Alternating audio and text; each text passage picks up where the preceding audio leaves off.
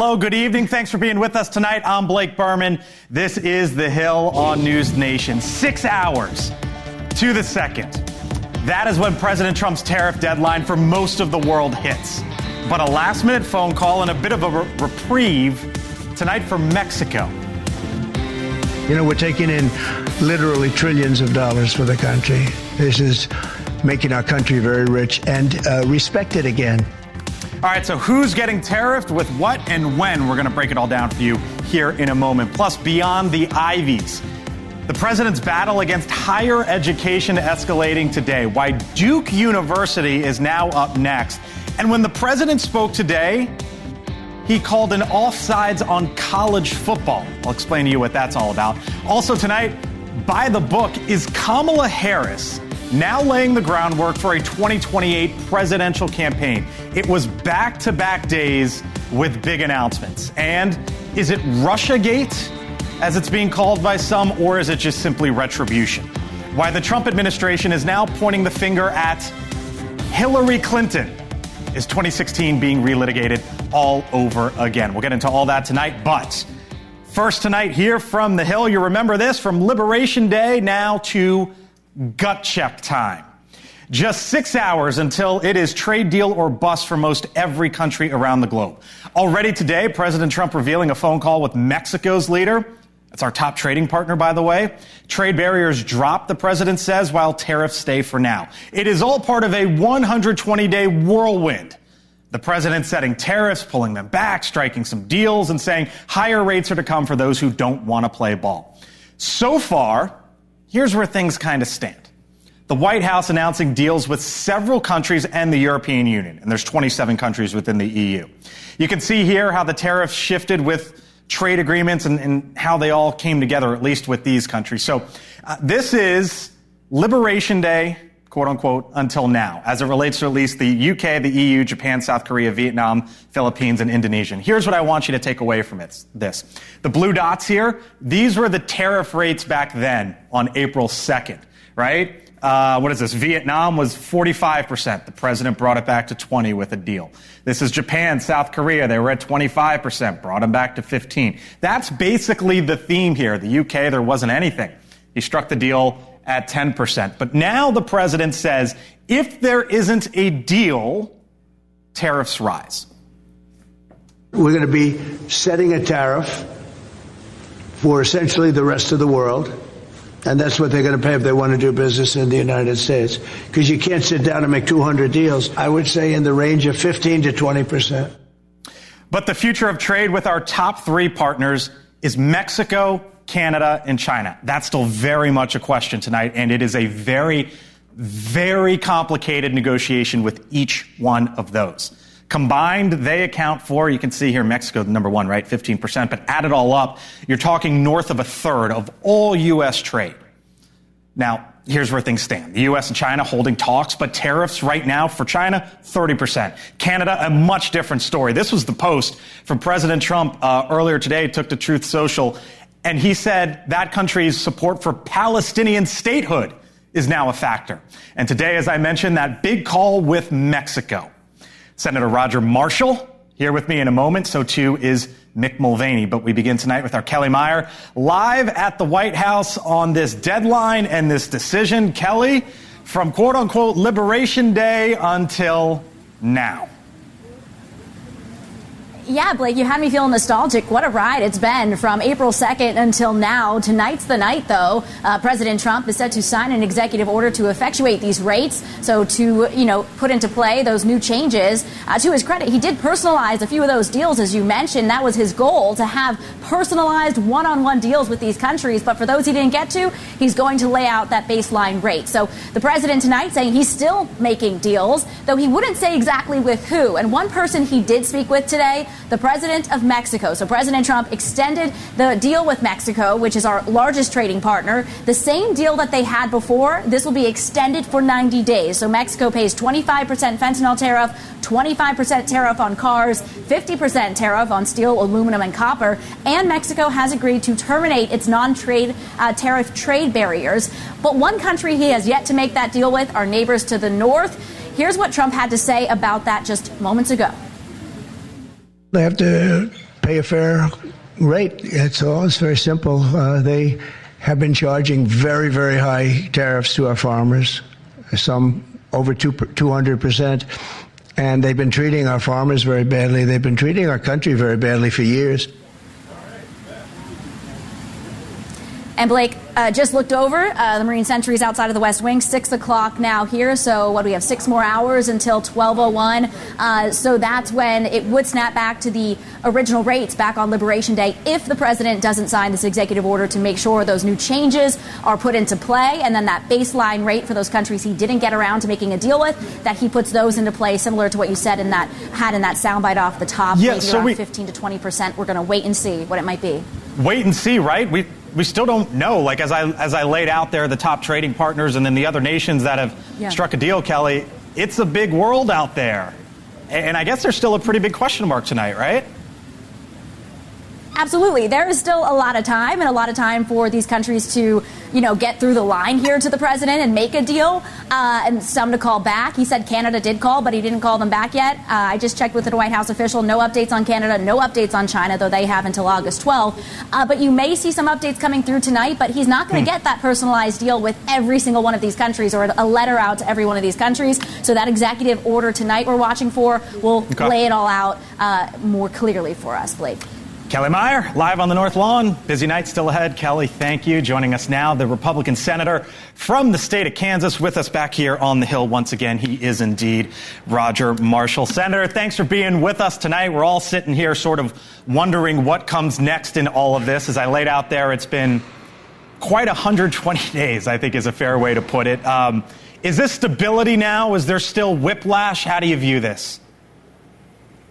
Look, I think we're right where we thought we'd be right now. So 7 of our 10 top trade partners are pretty well buttoned up, ready to go. As your reporter mentioned earlier, we have till August the 12th to get China done. The only ones that aren't really finished right now, I believe, is maybe it's Thailand, and it's India's the big one that's still sitting out there as well. So China and India are the big ones. Taiwan's the third one. So just think about what President Trump has done here to box in China. Cambodia and Thailand today, and in the recent week, the EU, the UK, Indonesia, Vietnam, South Korea, Japan, Australia. So he's really forcing China to the table so we can make a good deal. I think we're right where we thought we would be. And just want to back up for a second. Of all the consumer goods that America does, it's only 11% of what we intake right now. So a 10% of that is only a 1% increase. But I mean, when you talk about prices, we got a reading today, core PCE, that's inflation. That's what the Federal Reserve looks at. It says that prices are going higher, slightly higher, but going higher. And here was the Fed Chair Jay Powell just the other day, yesterday, actually. I'll get your reaction. Companies or retailers, sort of people who are upstream, institutions that are upstream from the consumer, are paying most of this for now. It's starting to show up in consumer prices, as you know, in the June report. We expect to see more of that. Expect to see more of it. How much more? Well, this is why we call him Jay Too Late Powell. He's always too late. Back when the inflation of March of 2021, it took him 18 months to realize that inflation wasn't just But if he would have cut, that would have made prices go even higher, right? So, I mean, that's sort of the pickle here. No, I think that he overreacted, and he didn't understand that inflation was going to happen, so he was too late in raising the interest rates. But this is what he's missing here. Once again, I was trying to explain this, that we only import 11% of the goods we consume. Even if there's a 10% tariff on that, that would only amount to 10% of 11% is 1.1% increase. And of course, the manufacturers are going to eat a lot of that, the wholesalers as well. It's going to be a one-time hit. Look, the economy is growing 3%. Here we have Jay Powell. He's too late. If he would drop that interest rate a quarter point last week, a quarter point today, a half point in the future, this economy would really get cranked up and have more jobs for Americans. What's your concern, Senator, for back home? Because we still don't have a finalized deal for Mexico, still don't have one for Canada, still don't have one for China. That is the first, second, and fourth main exporters in your home state of Kansas. Yeah, but what we're missing here is that 99% of the things that we care about in Kansas are contained within the USMCA trade agreement. That if it's grown in Kansas, Mexico is going to take it. If it's grown in Mexico, Kansas is going to take it from them as well without any tariff. Look, the tariffs are going to remain for aluminum steel. If there's a car that's mostly made in China and sent to Mexico, we're going to tariff the heck out of that. So I think people are overreacting to what's going on in Mexico and Canada. China would love to get it done, realizing again, for the last 4 years, China's essentially imported nothing from Kansas. So we need to get that deal done long term again. Roger Marshall is the Republican from Kansas with us tonight here on the Hill. Thanks for being back on once again. Appreciate it. Thank you. Of course. Joining me now, Mick Mulvaney, NewsNation contributor, former Trump White House chief of staff. Hello, sir. Hello, Berman. I laid out the deals there. Yeah. China, Canada, Mexico. I mean, those are three pretty big question marks still. What's sort of your overall read here right now? And did the president punt today on Mexico? A couple different questions. Here's what I would have said to my friend, the senator, Rogers, a buddy of mine. He's like, look, you're absolutely right. The math is correct. If you've got a 10% tariff on 10% of the stuff that you buy, it's only a 1% increase in prices. But let's talk about the two different impacts of that. Number one, that's one additional percent of inflation. So you go from 2% to 3%, which is a big deal. Plus, it's not spread evenly over the economy. There'll be some things that aren't impacted at all because most of what we consume, we make here. But if you're talking about food that comes in from someplace else, you're talking about cars that come in from someplace else, that 1% is not going to be evenly distributed. Some stuff is going to get a lot more expensive. You know Trump as well as anyone else. What's he doing here with Mexico, and what's he doing here with Canada? He's negotiating. This is how he does it. It's the strategic ambiguity. I think he said they made some good progress with Mexico, not making very good progress with Canada. And I got to tell you, I don't think he threw Palestinian statehood out there. You know, and I don't know why they would do that. Maybe they figure, well, he cut a deal with the UK, and they said it didn't hurt them. But I don't think the relationship is the same. I think the Canada thing could be a problem. I think again, what did we talk about last night in the program? You don't want to be the last person in the game of musical chairs. Okay, with Trump? That's exactly right. Okay. Every time he cuts a deal with somebody else, with another country, his leverage against you goes up because he doesn't need you as badly. So look broad here for a second because the clock strikes midnight in 5 hours and 47 minutes, and then we get to August 1st. Right. Tariffs here to stay, essentially. Right? I think that's for correct. The rest of the world, it's going to be, I don't know, somewhere around 15 to 20%. Call it 10, 15%. And then what happens from there? It levels off, and we start to see what happens. We start to see whether or not prices go up. We start to see whether or not there's substitution, which is where people decide, you know what, I don't want to pay extra for the car that is tariffed. I'm going to try and find a car that is made here. And then if they start that substitution, does that mean that we open up more factories here to make more stuff? That's what we've talked about here from the very beginning. It's going to take time to see if that works or not. All right. Mick Mulvaney, catch you later in the show. I will be here. You will be here. Thank you, sir. Do we get to talk about the other trade deadline or not? You can't tariff the players that were traded, right? That's exactly right. Mick had his all this Mick had his Minnesota Twins imploded today. All right, still to come tonight here on the Hill. Brown, Duke, and Harvard all in the spotlight. Speaking about sports, by the way, President Trump today also pointing the finger at college football. How far will it go as the president tries to reshape universities? Plus this. Just over a year ago, I launched my campaign for President of the United States. 107 days. Traveling 2 days, two big announcements for the former Vice President Kamala Harris. What is her future here? And is this all about 2028 when the Hill returns? Thanks for being with us tonight. I'm Blake Berman. We are back in 4 minutes on the other side of the break. See you then. From the classroom to the field, President Trump today spotlighting his focus on American universities and in this case as well, college football. While reintroducing a new council to focus on sports and fitness, the president saying that college football, in his words, is a mess. And he worries the current state of the game and all the money around it will sack other programs. Women's sports are being totally decimated. We know that, Annika, you know, with this. It's all going into football and some to basketball, and everything else is being left behind. And women are being left behind. And in the classroom or the research lab, the battle continues. How about these headlines? Just in the last day or so, Brown University reaching a deal with the White House to restore funding. The president today cheering an agreement saying, quote, woke is officially dead at Brown. The government also contending that Harvard is not complying with its civil rights investigation into the school. And then you go down south to Duke. Federal funds, some of them frozen as the administration opens investigations into that university. Duke, of course, one of the best schools in this country, notably, though, not in the Ivy League.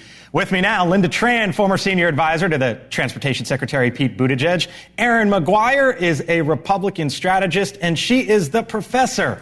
Lauren Wright, associate research scholar and lecturer at Princeton University, NewsNation political contributor. Hello to you all. Thanks for being here. Obviously, starting with the professor up there in Jersey. What's the end game here, Lauren? Because you have all these headlines, Brown, Duke, Harvard, and it doesn't sound like this is stopping anytime soon. Oh, and I like both your panelists very much, Blake. Hey, guys, how are you doing? So, look, the math on this is really simple. Americans hate elite universities. They don't understand why these places are taxpayer funded, and we have students destroying their own buildings and holding janitors hostage in some cases. And we've done a really bad job communicating the very valuable things that we do at schools like this. Not to mention medical research, things that they affect their everyday lives. The other side of the equation is people love college sports. So to wrap this whole segment you have into a summary, that's the math on this. Trump is basically following public opinion. And even though his moves are very controversial at the schools that he's targeting, some of these things are items administrations have wanted to do for quite some time. And even faculty are on board with the common sense changes. Yeah.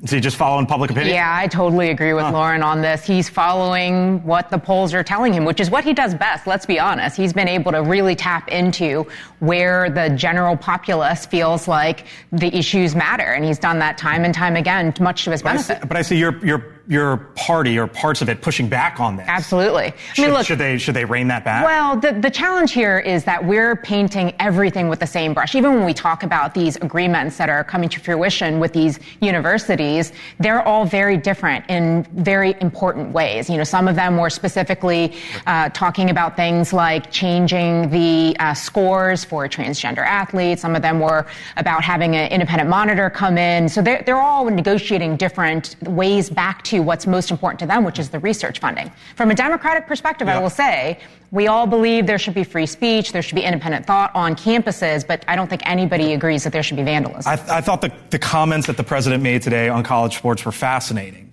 because he's got Senator Tommy Tuberville, former college football coach, in his ear. He's got Nick Saban, the greatest of all time, in his ear. And there is unquestionably, Aaron, a moment right now where they're trying to figure out college sports. And the position that the president took today wasn't about football per se. It was about saving women's sports as a result of this. Well, no one's worried about football being saved in college athletics. Right. But welcome money flying all over the place. Right, yeah. I mean, welcome to the conundrum that Charlie Baker faces at the NCAA all of the time. One, the NCAA is a deeply flawed institution. Everybody can agree upon that. Has been for a while. And it has been for a very long time, well ahead of Charlie's tenure there. However, this is an institution that has failed to help college athletes succeed in a way that is universally beneficial to the college athletics totality. Right. And so when you're looking at NIL, they just keep sitting back, kind of the way that social media companies do. They're like, we want somebody else to step in and tell us how to do this because we don't know what we're doing. So right now, especially football, because that is the moneymaker in college sports. Yes, believe me, I went to the University of Connecticut. We have won 5 national championships in the last 25 years in our basketball in program. Basketball, yes, there you go. Basketball arenas aren't as big as football stadiums, right? There is a clear monetary difference, but the amount of money and the looseness of the money that's flying around will hinder other sports. And women athletics have always been behind. But to be fair, their ratings aren't there either. Right. So when there's more support for a sport, there's more money put into it. So this is the tough balance that the NCAA consistently has to fight. Lauren, last word to you, because he framed this today, and I thought it was fascinating around the issue involving women's sports.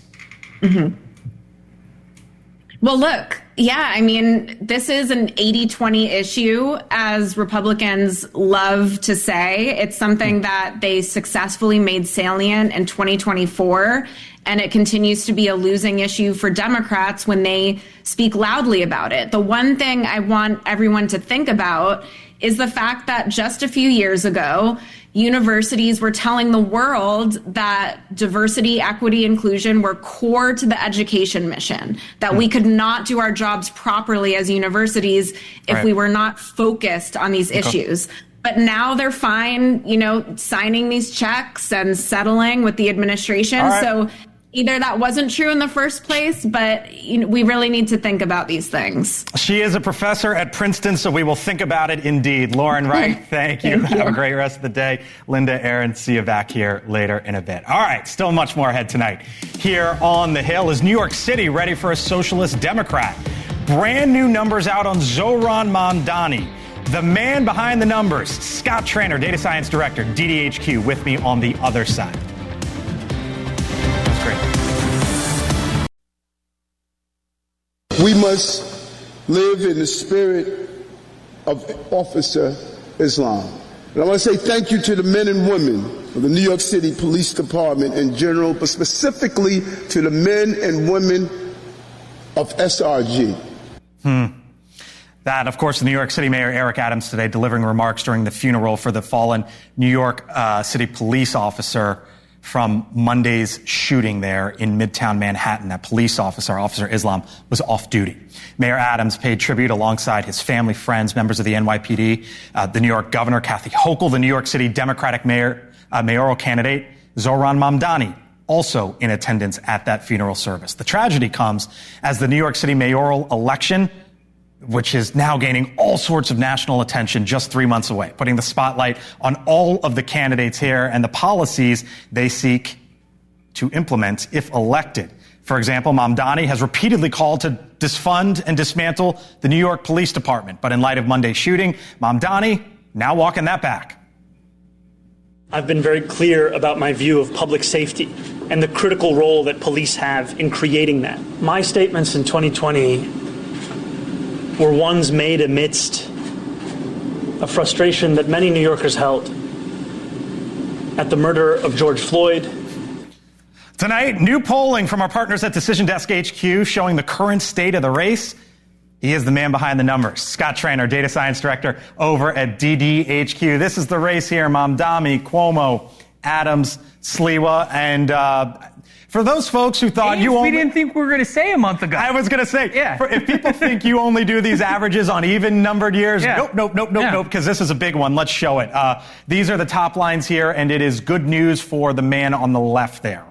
Yeah, 38%. That's roughly what he got in the first round of the primary. So what this polling shows us, and this is based off of 10 public polls. So this isn't one, this is an average, which are a little bit more accurate. He's been able to maintain what he got in the primary, which is good news if you're Mamdani campaign. Right. All right, let's show how this has sort of moved over time, because this obviously flipped in the middle of, or at the start of this summer. Yeah. This is Mamdani here, and you can see it was Andrew Cuomo at the top, and then obviously, when they had the Democratic primary. The roller coaster, right? The back and forth. And I think that's the important part. If you're looking at trends, which is what we do all day, Mamdani's got the uptrend, Cuomo's got the downtrend. I think what's interesting is Sliwa and Adams, right? The current mayor is fighting it out for third. With Eric Adams. Yeah. He's running as an independent. Yeah. Let's show Kalshi, because you and I love this stuff. Those are the polling averages. This is what the betting market is saying. And they're saying that this is a runaway. When people are putting their money where their mouth is, 79% are picking Mamdani as the winner. You know, he came out in 2020, Scott, and said the NYPD was racist. Yeah. His words, racist.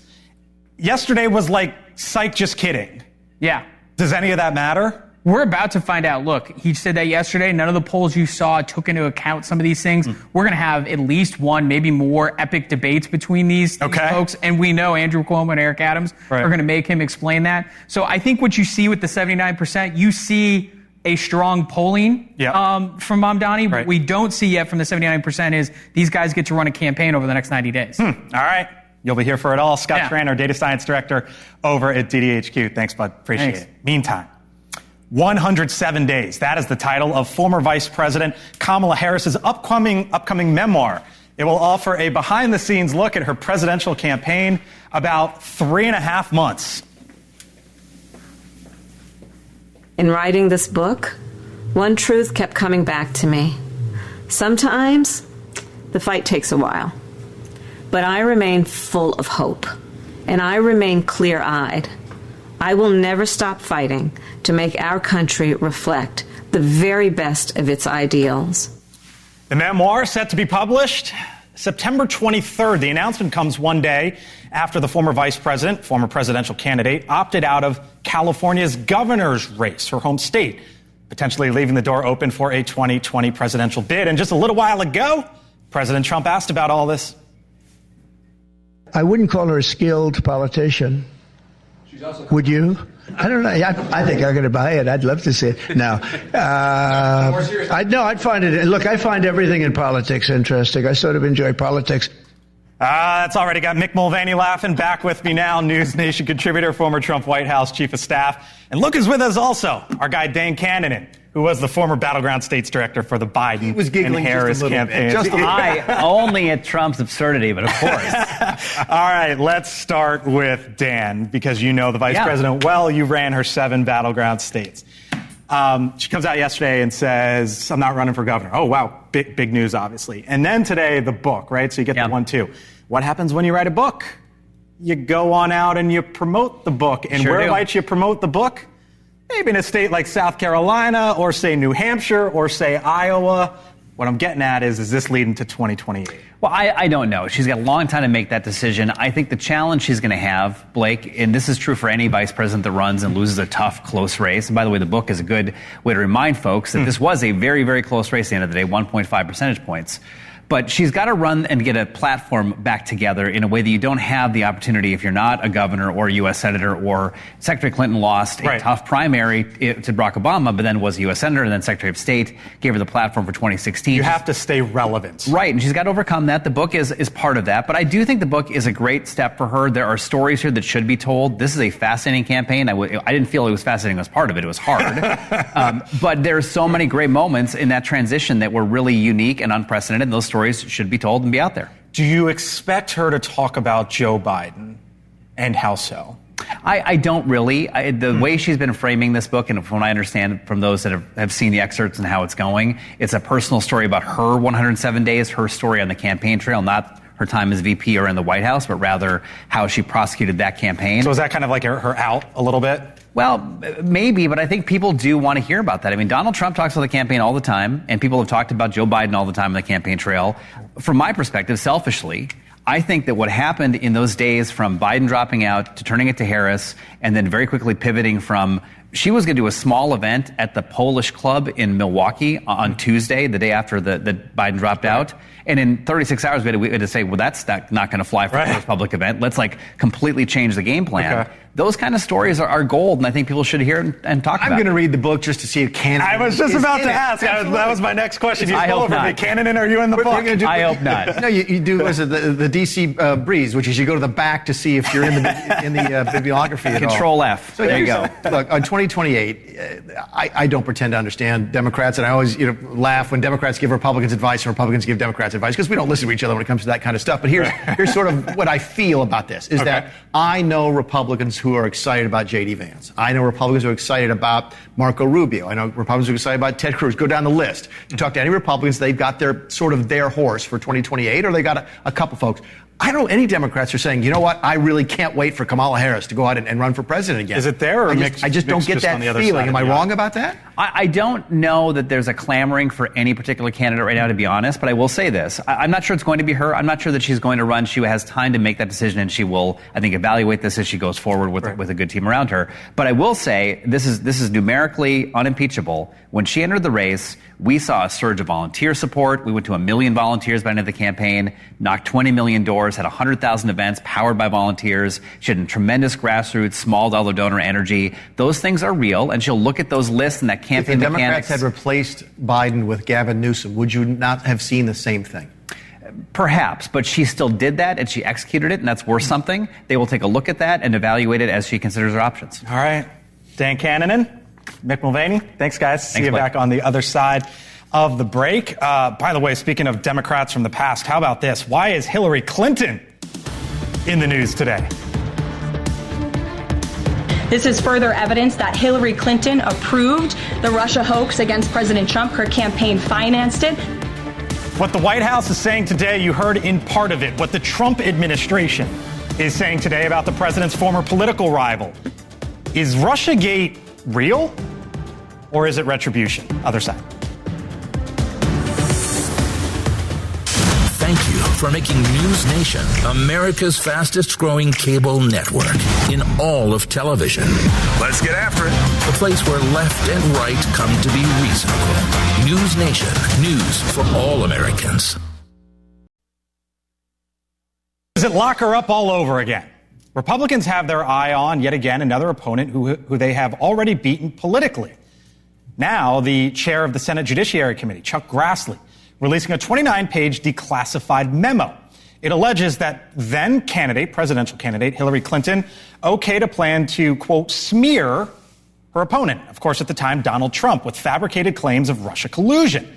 The memos allegedly obtained by the Obama administration revealed, quote, confidential conversations, end quote, between leaders of the Democratic National Committee and the billionaire George Soros' Open Society Foundations to hatch a plan. Now, to raise the theme of Putin support for Trump and sway public opinion to equate the Kremlin's campaign with the hacking of the 2016 election, the White House press secretary Caroline Leavitt asked about all this today. This is further evidence that Hillary Clinton approved the Russia hoax against President Trump. Her campaign financed it. Again, she approved it. And the FBI and the CIA were both weaponized to, as our director of CIA has said, accelerate this hoax. The president wants to see justice served. Now, critics say it's all just another distraction at a time when the president, or at least his administration, might be saying, look here, don't look there, with the Jeffrey Epstein story not going away. So, Russiagate real or retribution? And an unnecessary look in the rearview mirror. Full panel here with me now. Mick Mulvaney, you know him already. Linda Tran, former senior advisor to the Transportation Secretary Pete Buttigieg. Aaron McGuire is a Republican strategist. Dan Cannon back with me again. Hello to you all. Thanks for being here. I'm going to start with Aaron on this one. What are Republicans doing here?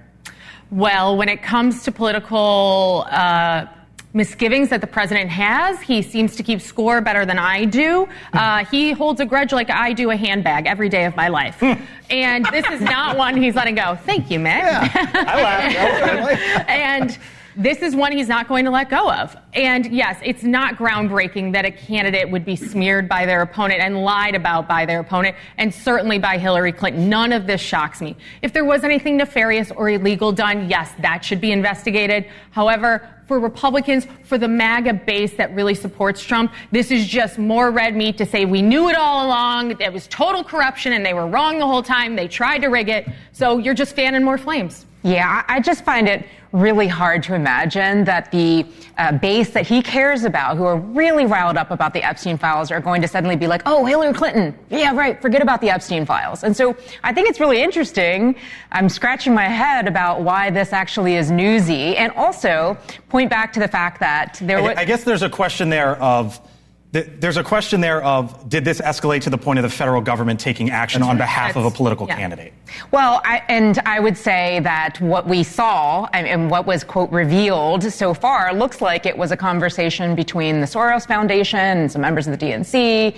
I don't know that we've seen anything that rises to that level. This is after the election. I mean, just to go back for a second, there's a 1,000-page Senate intelligence report chaired by Republicans, Marco Rubio and Lindsey Graham, agreeing that Russia attempted to interfere in the election, and that happened. Now there's a disagreement among many about whether the Trump campaign contacted Russia in a way they should not have or was part of that. But that's canon. That is done. This is all trying to conflate this here. That's the crux of it, though, for Trump, though, is what you were saying, is that a lot of the public was led to believe under Russiagate that Russia had meddled and influenced the election in his favor and actually changed the outcome. And the Mueller report, can you imagine winning president of the United States and everybody runs around saying But the Mueller report said very clearly, I just want to make a quick point. The Mueller report said very clearly that they didn't have evidence one way or the other in that point, but it was a fair question to ask. And now he's trying to conflate all of this. And to your point, I agree with you, Aaron. This is about red meat stuff. Mm-hmm. And it is about distracting from the fact that he's openly having a conversation about pardoning Ghislaine Maxwell, who's a sex predator who has 1,000 victims herself. So, Mick, here's how I want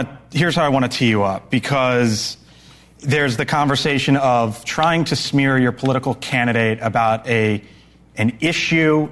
Cue up the first soundbite. Basically, the idea of trying to smear your political opponent, right? Roll it. Our president has finally released a birth certificate. Now, we have to look at it. We have to see, is it real? Is it proper? I mean, Donald Trump was doing all that stuff to Barack Obama, suggested he was from Kenya, didn't believe he was a natural-born citizen, said Obama was a Muslim. Let's go around the horn. It's newsy because there's new documents out today. These documents are just declassified. You're right. It's not newsy for a politician to be smearing another politician. They Right. do it all. I just showed you video. The issue is whether or not there was a government contact, and I think it's a fair question to ask. The stuff that came out today is actually from before the election. It was dated July of 2016. The reports you talk about are afterwards. The investigation is afterwards. But I think that's why we're talking about it. I don't think there's a story here unless there's some government intervention. Unless it moved to that level. It's a big story. Do you think that your party, and by the way, this is involved with like the top intelligence, I know this was put up on the Hill, but do you think your party should be looking back 10 years, 9 years? Linda would have us say it's not going to distract from Epstein. And she's right, okay? But that doesn't mean it's still not of interest to these folks. They can say, you know what? I'm fascinated by this. I want to know about this. Oh, and by the way, I still want to see the Epstein files. I think voters, the base, can walk and chew gum at the same time. They want to know what's going on. Does it help him politically? You know, look, it's part of the overall transparency. If I was going to make the case, it would be, Mr. President, this is why you need to release the Epstein stuff. This is what your base wants to know. We want to know if we can trust our government or not. Because that's the big question, right? The part of this, when the recent stuff has come out, Obama and them wanting to relook at this and have another investigation in it to see if there were more close ties to Russia in the Trump campaign, they kept this going on the Democrat side, even after the election, to try to find other intel sources to see if they could tie it together. They kept this going. So yeah, I'm not surprised that Donald Trump is upset about this and that he won't let it go, because like I said, I hold grudges deeply, and I have many I could air here like Festivus. The last point I make is to mix into Aaron's. It is newsy for me for a very different reason. This is all part of the Trump administration's cover-up of what's happening with Epstein, clearly. Now, I'm not alleging any particular conduct that he's made because we don't have any evidence of that. But it's evident to everybody he doesn't want the stuff released. He feels at least politically implicated, if not otherwise implicated. And everything they're doing, from Tulsi Gabbard fabricating things. John Bolton, not exactly a friend of the Obamas or Clintons, said Tulsi Gabbard's manufacturing evidence and drawing conclusions that are crazy. When the D&I director is doing that at your behest to solve a political problem, that's a scandal. If that's the purpose, it's going to fail. Yeah. Well, I agree with that. I just don't think anybody's going to let the Epstein thing go. At this point, both parties have made too big of an issue of it now. I agree. In the last couple of weeks. Got to leave it there. Thank y'all. Appreciate it. Still to come tonight here on the Hill. Remember that whole Trump and Musk, and will they ever talk again? And will he pull the government contracts and that whole narrative, right? We had some video today, and I'm going to explain to you on the other side of the break why you should look past all of that. My take on the other side of the break. And Jesse Weber filling in for Elizabeth Vargas tonight. Jesse will be talking to the Incredible Hulk about, who's he talking to? Lou Ferrigno. I was fascinated with Bryson DeChambeau at the White House.